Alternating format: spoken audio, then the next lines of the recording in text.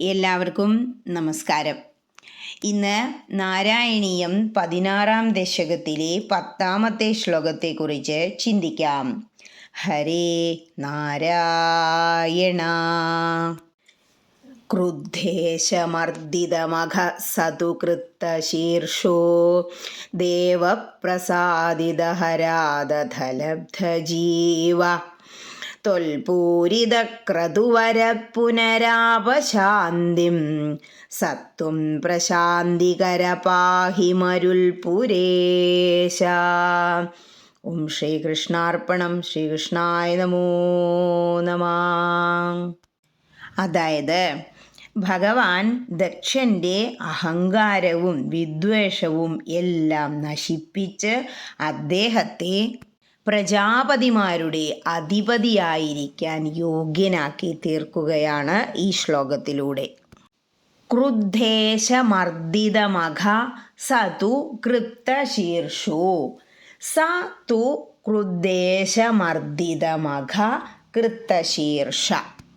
ആ ദക്ഷനാണെങ്കിലോ മഹാദേവൻ്റെ കോപം മൂലം. എന്തിനാ ഭഗവാൻ കോപിച്ച്? കഴിഞ്ഞ ശ്ലോകത്തിൽ പറഞ്ഞില്ലേ സതീദേവി അപമാനിതയായി എന്ന്. ദക്ഷൻ്റെ യജ്ഞം നശിപ്പിച്ചു ഭഗവാൻ എന്നു മാത്രമല്ല, കൃത്തശീർഷ ദക്ഷൻ്റെ ശിരച്ഛേദം ചെയ്യുകയും ചെയ്തു. ദേവപ്രസാദിതഹരാദധ ലബ്ധജീവ. അധ ദേവപ്രസാദിത ഹരാത് ലബ്ധജീവ. പിന്നീട് ദേവന്മാരാൽ പ്രസാദിപ്പിക്കപ്പെട്ട ശിവനിൽ നിന്ന് ദക്ഷന് ജീവൻ ലഭിച്ചു. ത്വൽപൂരിത ക്രതുവര പുനരാപ ശാന്തിം. ത്വൽപൂരിത ക്രതുവര പുന ശാന്തിം ആപ.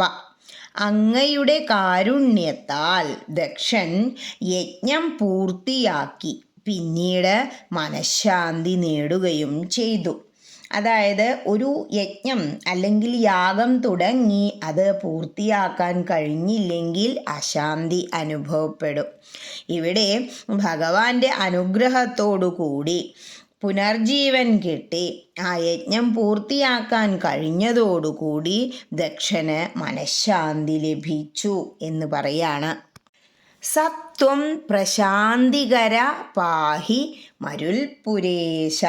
ഹേ പ്രശാന്തികര, എല്ലാവർക്കും ശാന്തി നൽകുന്ന മരുൽപുരേശ, ഹേ ഗുരുവായൂരപ്പ, സത്വം പാഹി, അവിടുന്ന് എന്നെയും രക്ഷിക്കണമേ എന്ന് പറയാണ് ഭട്ടേരിപ്പാട്.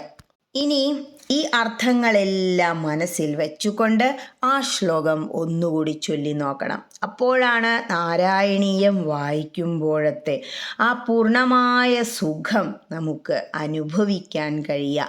അതാണ് അനുഭൂതി. എന്താ ഇവിടെ പറയണേ? സ്വന്തം പത്നിക്ക് നേരിട്ട അപമാനം മൂലം ക്രുദ്ധനായ ശിവൻ യജ്ഞം നശിപ്പിക്കുകയും ആരുടെ? ദക്ഷൻ്റെ, അദ്ദേഹത്തിൻ്റെ ശിരച്ഛേദം ചെയ്യുകയും ചെയ്തു. പിന്നീട് ദേവന്മാരാൽ പ്രസാദിപ്പിക്കപ്പെട്ട ശിവനിൽ നിന്ന് പുനർജീവൻ കിട്ടിയ ദക്ഷൻ മനഃശാന്തി നേടുകയും അങ്ങയുടെ കാരുണ്യം മൂലം യജ്ഞം പൂർത്തിയാക്കുകയും ചെയ്തു.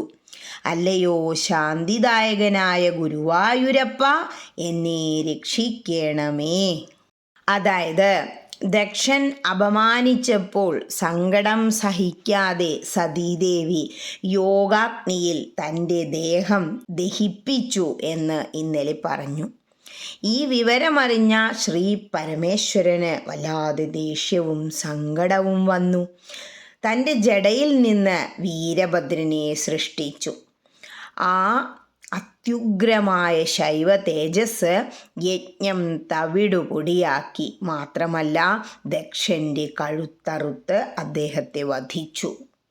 അതേസമയം ദേവന്മാർ സ്തുതിച്ചതു കേട്ട് ശ്രീ പരമേശ്വരൻ ദക്ഷൻ്റെ കണ്ടത്തിൽ ഒരു ആടിൻ്റെ തല വെച്ച് അദ്ദേഹത്തിന് ജീവിപ്പിച്ചു.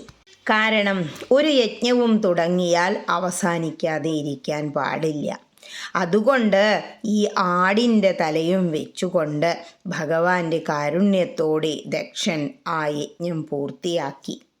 ഇങ്ങനെ ഒരനുഭവം വന്നതോടുകൂടി ദക്ഷൻ്റെ ക്രോധവും ദമ്പവും എല്ലാവിധ ദോഷങ്ങളും തീർന്നു.